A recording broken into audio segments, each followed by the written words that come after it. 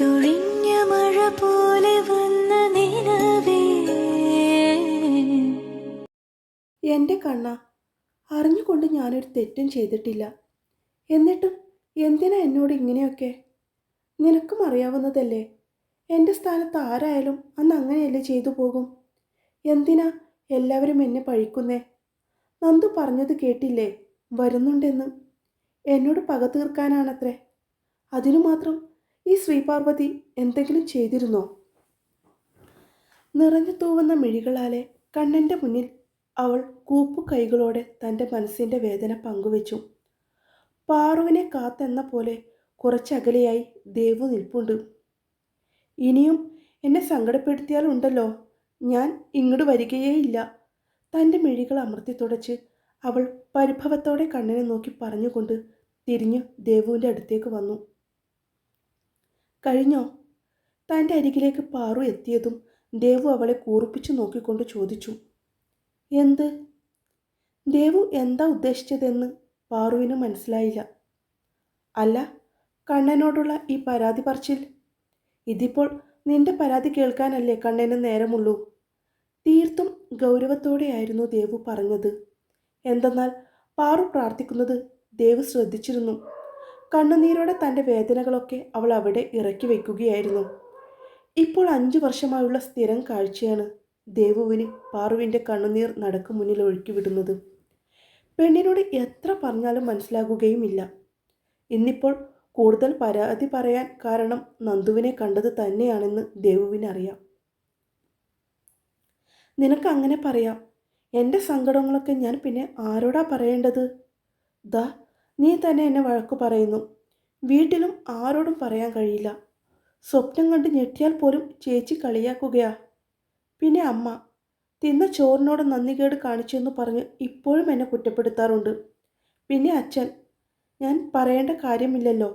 അച്ഛൻ 5 വർഷമായില്ലേ എന്നോട് നേരെ ഒന്ന് സംസാരിച്ചിട്ട്. നീ പറ, പിന്നെ ആരോടാ ഞാൻ എൻ്റെ സങ്കടമൊക്കെ പറയേണ്ടത്?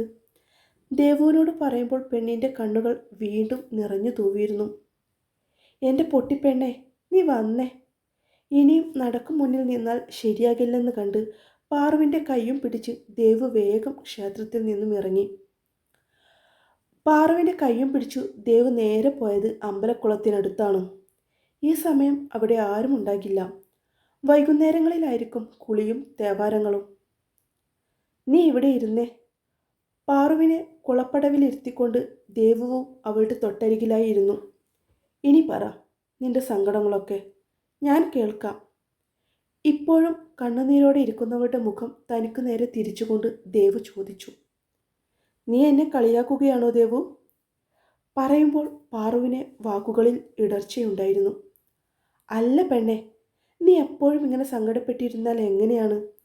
പാറുവിൻ്റെ താടിയിൽ പതിയെ പിടിച്ചുകൊണ്ട് ദേവു കൊഞ്ചലോട് ചോദിച്ചതും പാറുവിൻ്റെ ചുണ്ടിൽ പതിഞ്ഞൊരു പുഞ്ചിരി വിരിഞ്ഞിരുന്നു. ദാ, ഇങ്ങനെ പുഞ്ചിരിക്കുന്ന പാറുവിനെയാണ് എനിക്കിഷ്ടം. നീ എന്തിനാ വരാൻ പോകുന്ന കാര്യങ്ങളെക്കുറിച്ച് ഇപ്പോഴേ ടെൻഷനാവുന്നത്? നന്ദു നിന്നെ പേടിപ്പിക്കാൻ വേണ്ടി വെറുതെ പറഞ്ഞതാ പെണ്ണെ. അല്ലാതെ നിന്നോടുള്ള പകയും വെച്ച് 5 വർഷത്തിന് ശേഷം അങ്ങനെ വരികയാണല്ലോ. ശരിക്കും എനിക്ക് പേടിയാകുന്നുണ്ട് ദേവു. നല്ലതുപോലെ ഒന്ന് ഉറങ്ങിയിട്ട് കാലം എത്രയായെന്നോ. ഇപ്പോൾ തോന്നുന്നു അന്ന് അങ്ങനെയൊന്നും ചെയ്യണ്ടായിരുന്നുവെന്ന്. അതാണല്ലോ എല്ലാവരുടെയും മുന്നിൽ ഞാൻ തെറ്റുകാരിയായത്. വീണ്ടും പഴയ ഓർമ്മകൾ മനസ്സിൻ്റെ കൂട് പൊളിച്ച് പുറത്തേക്ക് വന്നതും അവളുടെ കണ്ണുകൾ നിറഞ്ഞു. എൻ്റെ പാറൂസേ, നീ അങ്ങനെ ചെയ്തത് കൊണ്ടാണ് നിന്നോട് എനിക്ക് ഇപ്പോഴും ഒരിഷ്ടം കൂടുതലുള്ളത്. എനിക്ക് മാത്രമല്ലല്ലോ, മനക്കലെ ചന്ദ്രശേഖരനും നിന്റെ പക്ഷത്തല്ലേ അന്ന് നിന്നത്.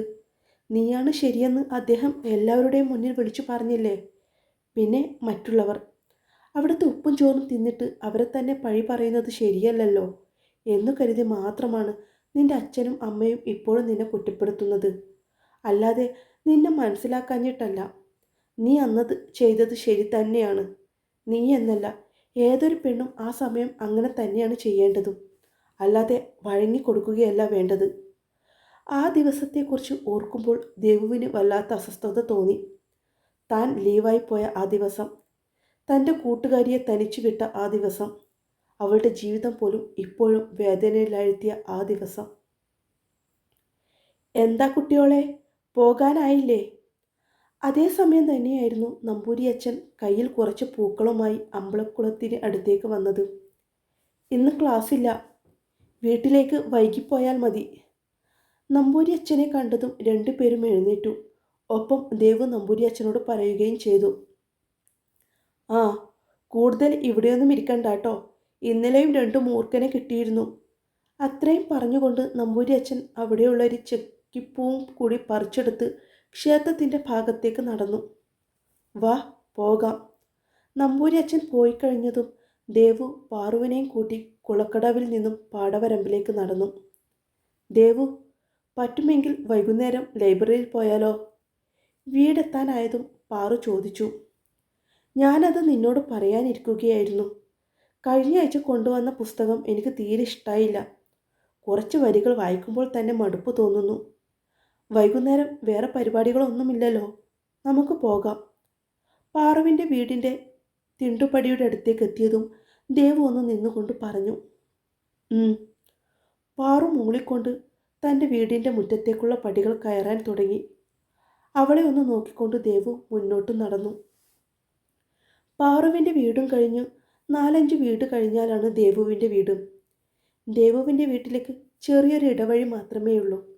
ബൈക്ക് മാത്രം പോകും. ഹാ, ക്ഷേത്രപാലിക എത്തിയോ?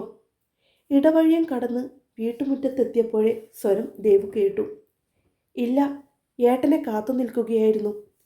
താഴെ നിന്നുമാണ് സ്വരം കേട്ടതെന്ന് മനസ്സിലായതും അവൾ അവനെ നോക്കിക്കൊണ്ട് തിരിച്ചു മറുപടി നൽകി. എന്നാൽ പറയണ്ടേ എൻ്റെ ദേവുട്ടിയെ, ഏട്ടൻ കുതിരപ്പുറത്ത് കയറി വരില്ലേ തൻ്റെ അനിയത്തിയെ കൊണ്ടുവരാൻ?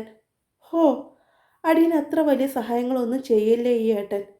കുറുമ്പോടെ പറഞ്ഞുകൊണ്ട് കയ്യിലെ പ്രസാദത്തിൽ നിന്നും ബുള്ളറ്റ് വൃത്തിയാക്കുന്നവൻ്റെ നെറ്റിയിലേക്ക് അല്പം അവൾ ചാർത്തി കൊടുത്തു. കുളിച്ചില്ല ദേവുട്ടി. അവൾ പ്രസാദം തൊട്ട് കഴിഞ്ഞതും അവൻ പറയുകയായിരുന്നു. സാരമില്ല, തൊട്ടുപോയില്ലേ? അല്ല, എവിടെ പോയി മാഷും ഭാര്യയും? ദേ, ആ പച്ചക്കറിത്തോട്ടത്തിലുണ്ട്. വീടിൻ്റെ പുറകുവശത്തുള്ള പച്ചക്കറിത്തോട്ടത്തിലേക്ക് നോക്കിക്കൊണ്ട് അവൻ പറഞ്ഞു. നീ അങ്ങോട്ട് പോകല്ലേ, സാരിയിൽ അഴുക്ക് പറ്റും. താൻ പറയേണ്ട താമസം ദേവു പച്ചക്കറിത്തോട്ടത്തിലേക്ക് പോകാൻ നിന്നതും ജിത്തു തടഞ്ഞു. ഹാ, അത് ശരിയാ, മാതാശ്രീയുടെ പുതിയ സാരിയാ, വെറുതെ റിസ്ക് എടുക്കാൻ കഴിയില്ല. നന്നായി ഇളിച്ചു തൻ്റെ ഏട്ടനോട് പറഞ്ഞുകൊണ്ട് ദേവു അകത്തേക്ക് നടന്നതും പെട്ടെന്നാണ് എന്തോ ഓർമ്മ വന്നതും തിരിഞ്ഞു നിന്നത്.